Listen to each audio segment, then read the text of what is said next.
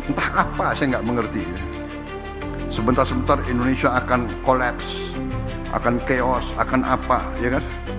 Rupiah begini, dolar begini, orang rakyat di desa nggak pakai dolar kok, ya kan? Dia perlu pinjam uang. Dia pinjam uang dari siapa? Dari rentenir. Dan rentenir itu ngeri. Dia tuh 1% sehari. Can you imagine? Gimana itu? Harus ada koperasi, Pak. Jadi koperasi itu bisa. Kita bikin koperasi. Ini adalah apa ya? Ini adalah penindasan manusia ke manusia. Pernahkah Anda merasa tidak peduli seberapa keras Anda bekerja, seberapa sering Anda lembur, uang seolah-olah selalu habis di akhir bulan? Anda memeras keringat dari pagi sampai malam, menukar waktu berharga bersama keluarga hanya demi mengumpulkan lembaran kertas di dompet atau angka di rekening bank Anda. Tapi, coba kita gunakan akal sehat kita sejenak saja. Apa sebenarnya yang sedang kita kejar?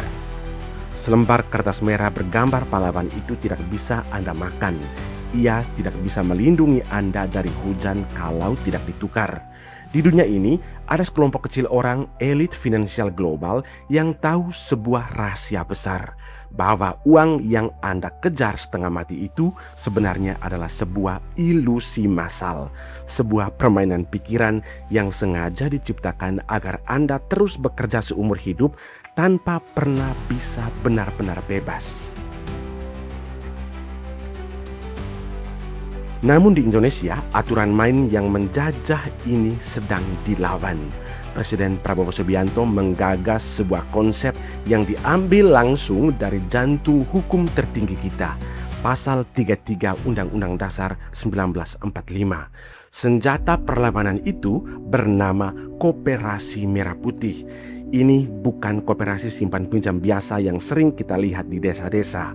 Ini adalah gerakan mogok massal terhadap sistem keuangan dunia yang sangat menindas kita selama ini, yang membuat kita terus miskin, hidup dalam kemiskinan dan mati dalam kemiskinan. Bagaimana caranya kertas biasa bisa menjajah kita, dan bagaimana Koperasi Merah Putih bisa membebaskan kita? Mari kita bedah bersama dengan logika yang paling sederhana.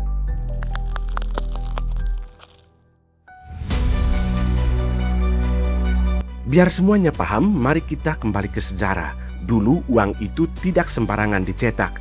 Dulu uang kertas sebenarnya hanyalah sebuah kwitansi atau bukti kepemilikan emas.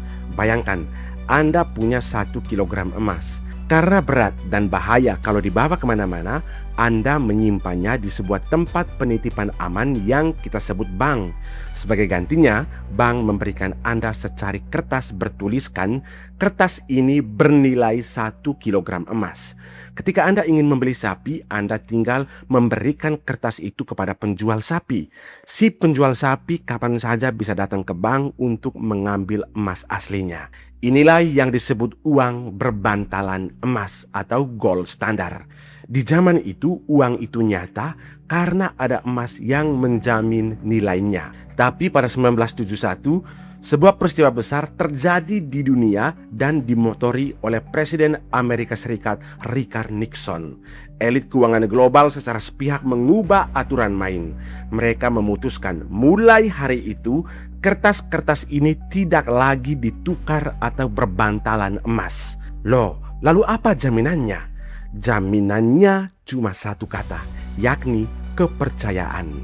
Uang modern kita sekarang tidak punya nilai apa-apa selain karena kita setuju untuk percaya bahwa kertas itu ada nilainya. Inilah yang disebut ilusi tadi. Nilai uang itu tidak ada di kertasnya. Nilainya ada dalam kepala kita yang sudah berhasil dicuci otak secara massal. Pertanyaannya, kenapa kita semua hari ini masih mau percaya pada kertas kosong ini? Jawabannya karena elit finansial global merawat kepercayaan itu dengan sistem yang sangat ketat. Mereka membuat aturan hukum. Anda wajib membayar pajak pakai kertas itu. Kalau tidak, Anda bisa dipenjara. Mereka menguasai media dan pendidikan untuk mendoktrin kita sejak kecil bahwa sukses adalah ketika kita punya banyak kertas uang ini. Lebih ngerinya lagi, mereka mengendalikan dunia melalui sistem utang. Bank-bank besar di dunia bisa mencetak uang sesuka hati hanya dengan mengetik angka di komputer lalu seseorang mengajukan pinjaman. Mereka sengaja menciptakan kondisi di mana jumlah utang di dunia ini lebih besar daripada jumlah uang asli yang beredar. Akibatnya apa? Kita dipaksa untuk saling sikut, saling berkompetisi dengan sesama manusia, bekerja lembur bagai kuda hanya agar tidak bangkrut dan rumah kita tidak disita oleh mereka. Kita dibuat terlalu sibuk mencari uang untuk bertahan hidup sampai kita tidak punya waktu untuk sadar bahwa kita sedang diperbudak oleh selembar kertas yang mereka ciptakan dari ketiadaan. Setiap kali ada krisis ekonomi, itu bukan kecelakaan. Itu adalah momen di mana para elit menarik kembali uang-uang kertas ini dari peredaran, membuat rakyat jelata bangkrut, lalu mereka membeli tanah, sawah, aset real milik kita dengan harga yang sangat murah. Keuntungan untuk mereka dan penderitaan untuk kita.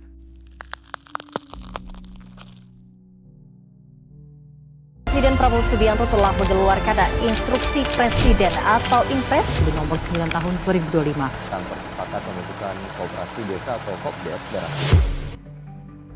Lalu bagaimana kita bisa lepas dari lingkaran setan ini? Bung Hatta, sang proklamator, sejak awal sudah tahu trik kotor kapitalisme global ini. Makanya beliau merancang fondasi ekonomi Indonesia yang tertuang pada pasal 33 Undang-Undang Dasar 1945. Dan pasal ini mulai dihidupkan kembali dan diwujud nyatakan oleh Presiden Prabowo dalam bentuk Koperasi Merah Putih. Konstitusi kita dengan tegas menyatakan perekonomian disusun sebagai usaha bersama berdasarkan asas kekeluargaan, bukan persaingan seperti dalam sistem neoliberalisme yang ternyata sudah dilakukan oleh Indonesia selama bertahun-tahun. Kedua, cabang-cabang produksi yang penting bagi negara dan menguasai hajat hidup orang banyak dikuasai oleh negara. Dan yang ketiga, bumi, air, dan kekayaan alam di dalamnya dipergunakan untuk sebesar-besarnya kemakmuran rakyat. Inilah landasan utama yang kini dihidupkan kembali oleh Presiden Prabowo Subianto melalui konsep Koperasi Merah Putih. Selama ini kita mengira koperasi itu cuma tempat meminjam uang 100 atau 200 ribu untuk beli pupuk. Itulah salah besarnya. Konsep Koperasi Merah Putih yang digagas Prabowo adalah korporasi raksasa milik seluruh rakyat Indonesia. Prabowo selalu menekankan masalah paradoks Indonesia dalam bukunya. Negara kita kaya raya, punya sawit, nikel, dan batu bara melimpah, tapi kekayaan selalu bocor dan lari ke luar negeri karena dikuasai oleh perusahaan asing pemilik modal ilusi tadi. Koperasi Merah Putih bekerja dengan cara membalikkan logika tersebut. Daripada rakyat meminjam uang ke sistem bank global yang juga ada di Indonesia yang mencekik jutaan petani, nelayan, dan buruh, lebih baik mengkonsolidasikan kekuatan modal dan hasil bumi mereka ke dalam satu payung koperasi besar. Yang kedua, membangun pabrik sendiri atau hilirisasi kerakyatan. Selama ini petani sawit atau jagung menjual hasil mentahnya ke perusahaan besar dengan harga yang murah. Di dalam Koperasi Merah Putih, koperasi inilah yang membangun UMKM sampai pabrik pengelolaan minyak goreng, pabrik pakan ternak, hingga jalur distribusinya sendiri. Karena pabriknya milik koperasi, maka keuntungan dari penjualan minyak atau pangan tadi tidak akan lari ke luar negeri, tidak lari ke Wall Street atau London. Keuntungannya kembali ke tangan anggota koperasi, yaitu rakyat Indonesia melalui sisa hasil usaha atau SHU yang adil.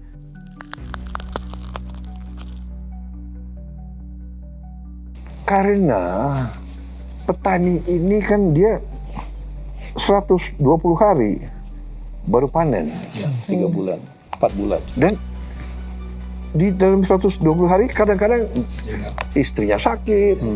Dan jadi dia perlu pinjam uang. Dia pinjam uang dari siapa?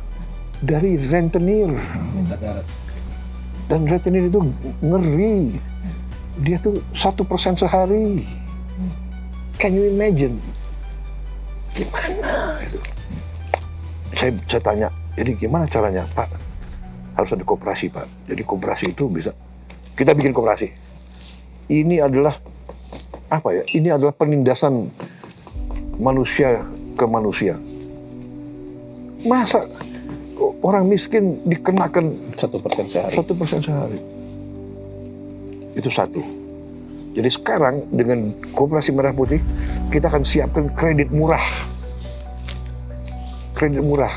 Saya tanya, sekarang pun mikro kredit ya 24%. 24%. Tetap tinggi. Orang miskin 24%.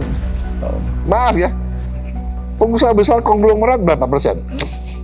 7-8%. Hah? 6-7% lah kalau Iya, kata paling tinggi 9% lah. 10%.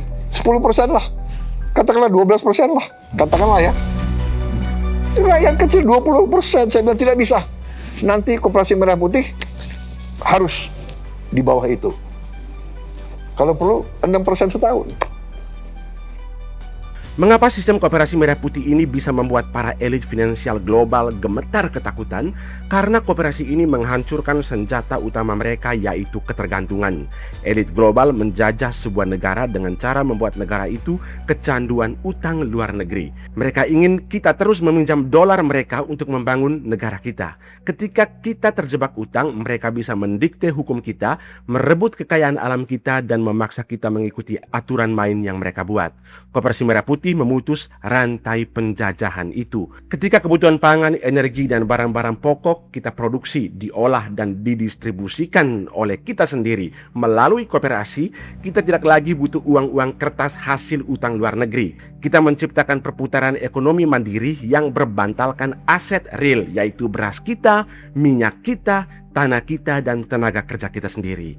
Ini adalah kemerdekaan yang sesungguhnya. Kita tidak lagi bisa digerakkan atau digertak oleh ancaman sanksi ekonomi dunia atau fluktuasi nilai dolar. Ketika dunia luar sibuk panik karena gelembung ilusi keuangan mereka pecah, ekonomi rakyat Indonesia yang berbasis kekeluargaan di dalam Koperasi Merah Putih akan tetap tegak berdiri karena fondasinya adalah kebutuhan hidup yang nyata, bukan angka fiktif di komputer perbankan global. Sudah terlalu lama kita ikut dalam permainan yang curang ini. Sekarang saatnya kita pulang ke jati diri bangsa Indonesia, yakni gotong royong. Uang adalah ilusi yang diciptakan untuk memenjarakan pikiran kita. Tetapi pasal 33 Undang-Undang Dasar 1945 dan Koperasi Merah Putih adalah kunci jawaban untuk membuka pintu penjara pikiran tersebut. Karena itu marilah kita terbangun, jangan terprovokasi, mari bersatu, dan mari merdeka yang sebenar-benarnya. Cita-cita saya, impian saya nanti, pabrik-pabrik besar, smelter-smelter besar, perusahaan-perusahaan perikanan kita, kapal-kapal ikan kita yang besar-besar dimiliki oleh koperasi. Saya ingin membesarkan koperasi.